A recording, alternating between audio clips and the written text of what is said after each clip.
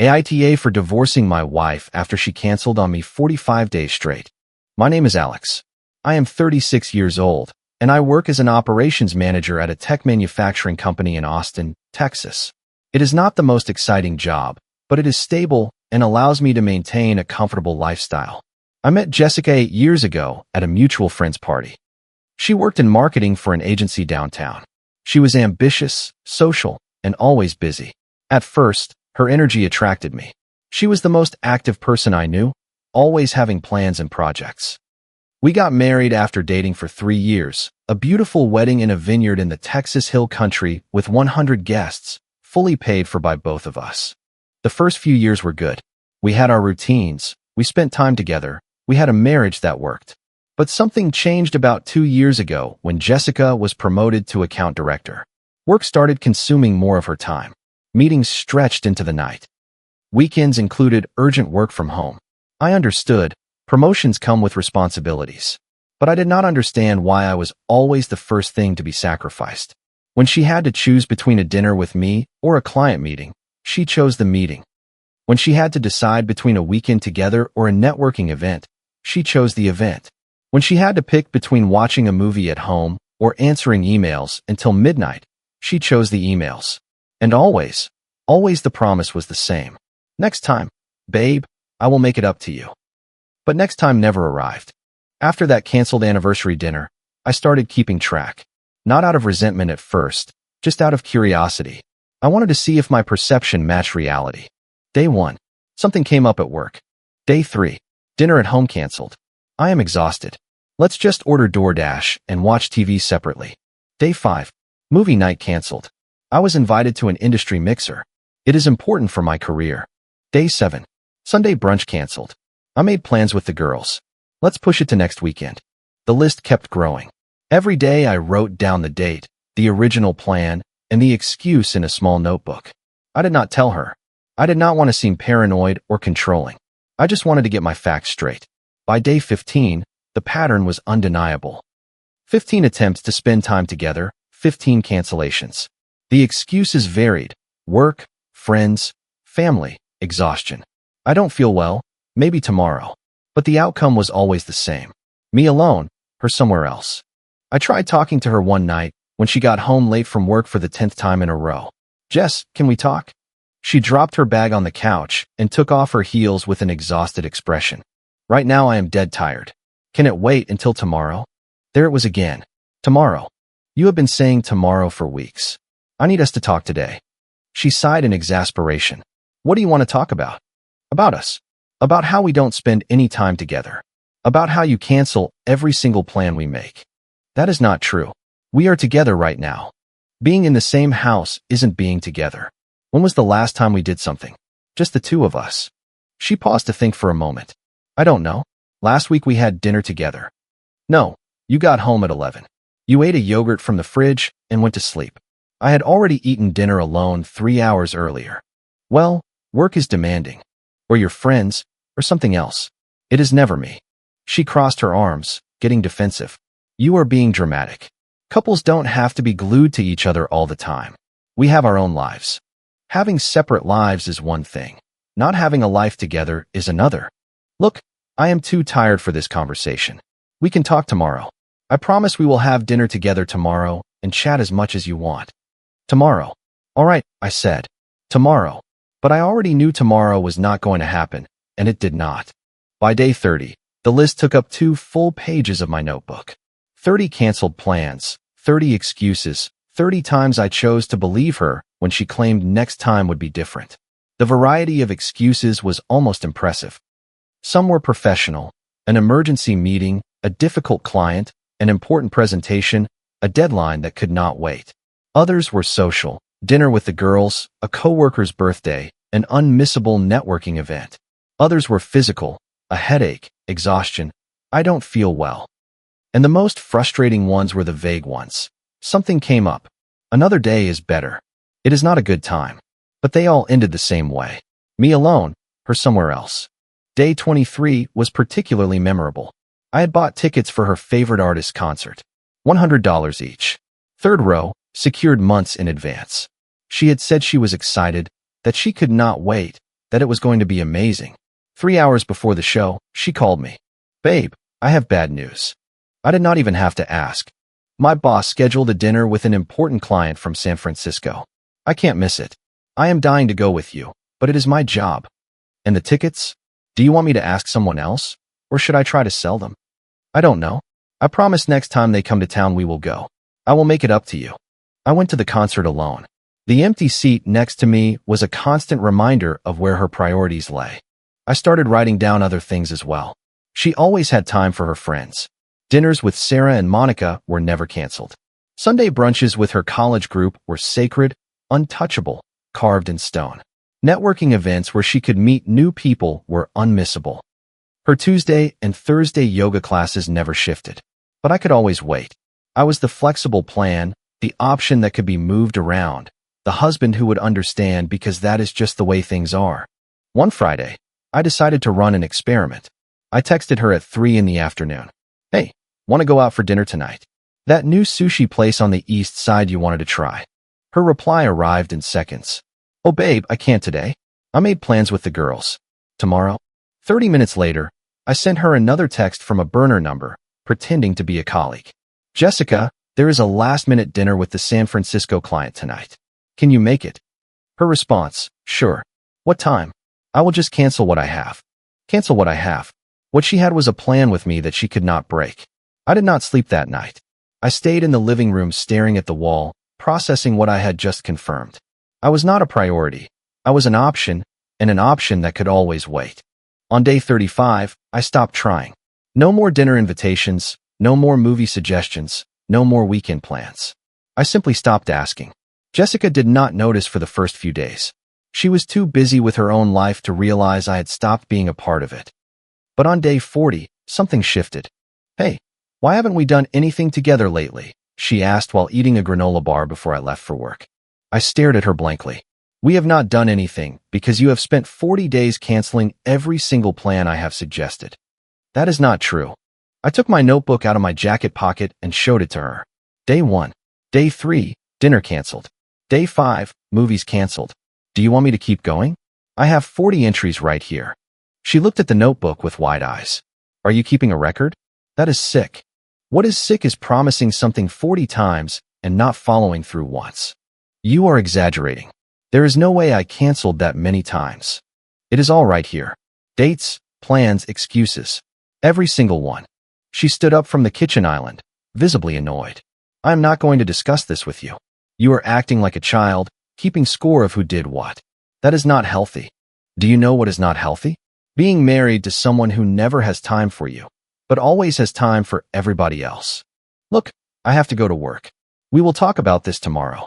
Yes, tomorrow. Always tomorrow, I said. No, we are not going to talk tomorrow because tomorrow you will have another excuse, and the day after tomorrow another one, and so on until one of us is gone. She stopped at the door, turning to look at me. What do you want me to do, Alex? Quit my career? Drop my friends? Stay home waiting for you like a 1950s housewife? I want you to treat me like I matter. I want you to follow through when you make a plan with me. I want to stop being the guy who can always wait. You are being very demanding. I am not. I am your husband, and I deserve the same respect you give your clients, your friends, or any stranger you just met. She walked out without answering, shutting the door harder than necessary. On day 45, she canceled for the last time.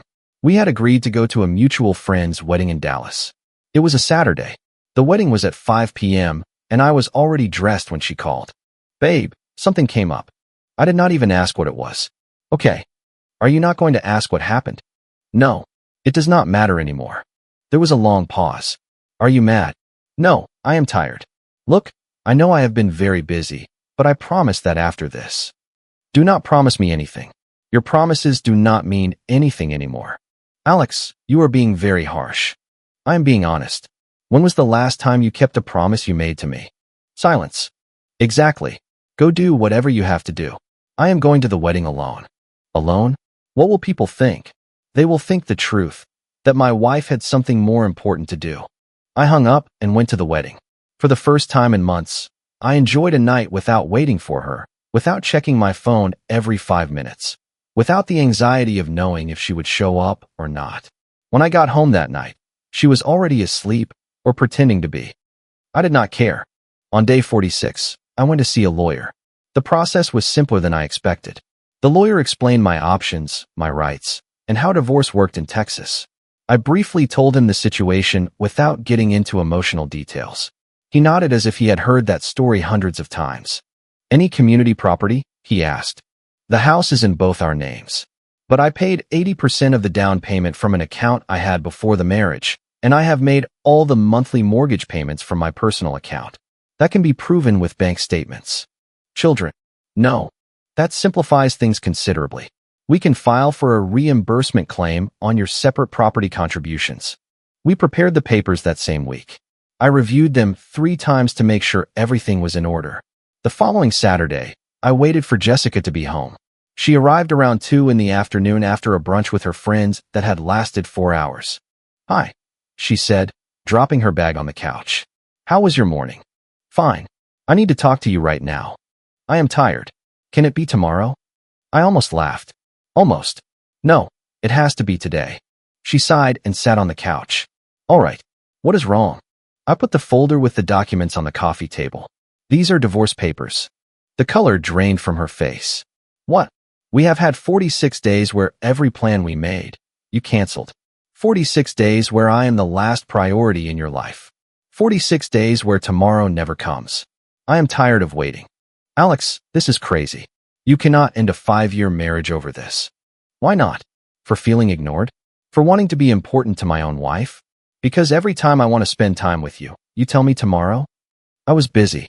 It is work. It is not personal. Everything is personal when it comes to marriage. Every time you cancel on me, you are telling me there is something more important than me. And after 46 times, I finally heard you. She started to cry. You can't do this. I love you. I was just going through a difficult time. A 46-day difficult time is not a phase. It is a pattern. And what do you want me to do? Sign this right now. I want you to understand why this is happening. It is not because of one cancellation. It is because of 46 of them. It is because of years of being your plan B. It is because I realized that if I disappeared tomorrow, you probably would not notice until you needed something. That is not true. No? Then tell me, what is my favorite food? Silence. When is my next performance review at work? Silence. What is my new boss's name? More silence. You know nothing about my life because you never have time to listen, but I know everything about yours because it is the only thing you talk about. The following weeks were chaotic.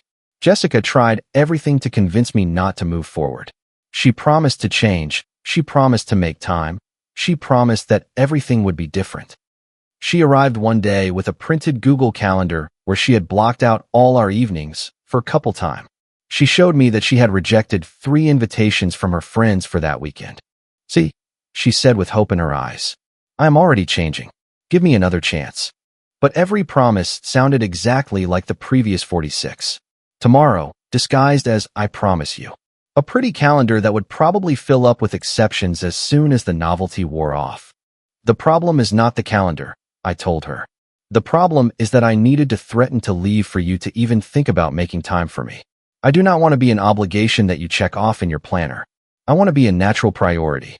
But you are. I am not. And after 46 pieces of evidence, I no longer have the energy to keep trying to convince myself otherwise. Her family called almost immediately. Her mom told me I was being very harsh, that marriages go through crises, and that the solution is therapy, not divorce. Her sister accused me of abandoning Jessica at her worst moment, as if I were the villain of a story where she was the innocent victim. Her friends, the same ones she always had time to see, sent messages saying that she was heartbroken and that I should reconsider. But nobody asked why I was doing it. Nobody wanted to hear my version. Nobody said, Alex, what really happened? To everyone, I was the selfish husband who destroyed a perfect marriage because his wife was busy. What they did not know was that the marriage was already destroyed. I was just signing the legal notice. She even tried to use mutual friends as intermediaries. My friend Jake called me one Sunday to grab a coffee, and it turned out that Jessica was sitting at another table in the coffee shop, waiting to casually run into me. Seriously, I said to Jake, you went along with this? She begged me. She says you will not listen to her. I listened to her for 45 days. Every promise, every excuse, every tomorrow. I listened to her perfectly. The problem is that she never listened to me. I left the coffee shop without talking to her. Jake sent me a message later, apologizing. Jessica had told him a version where I was the controlling husband who demanded all her attention. When he heard my side, he understood why I had made my decision. The divorce was finalized 4 months later. Jessica eventually signed after her lawyer tried to fight for more than her fair share. Her attorney argued that she had sacrificed professional opportunities for the marriage, which was ironic, considering her professional opportunities were exactly why she never had time for me. The house was sold for $650,000, and we divided the proceeds according to our contributions. I kept 65% because of my documented down payment and mortgage payments. It has been 8 months since we signed the papers. I now live in a small apartment on South Lamar. It is quiet, has a balcony with plants that I take care of myself, and is a 15-minute drive from my work. I pay $2,000 of rent a month, much less than I was spending on the mortgage and upkeep of the house. It is exactly what I need and nothing more. My life is simpler. I work from 8 to 6, I go to the gym 3 times a week, I have dinner with friends on Fridays, and I spend my weekends doing what I want without waiting for anyone. I have resumed hobbies I had abandoned during the marriage. I cook elaborate recipes because now I have time. I read the books that accumulated on my nightstand. I watch the movies that she never wanted to see. For the first time in years, my plans do not depend on another person. The strangest thing of all is that I do not feel alone. During the marriage, living with another person but constantly ignored, I felt more alone than I do now. There is a huge difference between the solitude of being by yourself and the loneliness of being with someone who does not see you. I also met someone 2 months ago. Her name is Megan. She is an accountant and works in a firm near my office. We met at the gym when she asked me for help with a machine. The first thing I noticed was that when we made plans, she kept them. Our first dinner was a Tuesday at 8 at a restaurant downtown. She arrived at 8 on the dot. Our second date was a Saturday at the movies. She arrived 15 minutes early with the popcorn already bought. When I briefly told her about my previous marriage, about the 45 days of cancellations, she was quiet for a moment. 45 times in a row? She asked incredulously. 45 times. I counted them. And she did not understand why you were upset. For her, I could always wait. Megan shook her head. If I ever cancel a plan with you, I expect you to tell me immediately. I do not want you to get to day 45. Do not worry, I told her, smiling. I learned my lesson. Now the limit is 1. A month ago, Jessica contacted me. It was a long text message where she explained that she had been reflecting, that she had gone to therapy, and that she finally understood what she had done wrong. She wanted to talk to have closure, she said, to apologize properly, and to explain why she had acted that way. I did not respond. Not because I hold a grudge, but because I already had all the closure I needed. I got it on day 46, when I stopped waiting and started acting. Responding to her now would just be giving her another opportunity to cancel something, my peace of mind.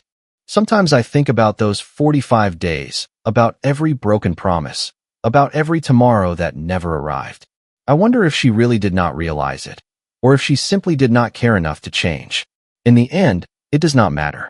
What matters is that I learned something valuable. You cannot make someone prioritize you. You can only decide how much time you are willing to wait before you prioritize yourself. 45 days was my limit. On day 46, I chose me. Comment. I wanted to share this story because it touches on something deeply human. It is a powerful reminder that your peace of mind is not negotiable. Setting a boundary is not an act of aggression, but an act of profound self-respect. Sometimes, the kindest thing we can do for ourselves and others is to acknowledge when something is broken beyond repair. We cannot control how others prioritize us, but we can always control how we prioritize ourselves. True healing often starts the moment you stop waiting for someone else and start creating your own closure. Remember that you are worthy of being a priority, not just an option. You do not have to wait for day 46 to choose your own well-being. Always be kind enough to yourself to know when it is time to walk away and build a new beginning. I hope you all find the strength to honor your own needs with grace and courage. If you liked it, don't forget to leave a comment and support the channel by subscribing. See you in the upcoming stories.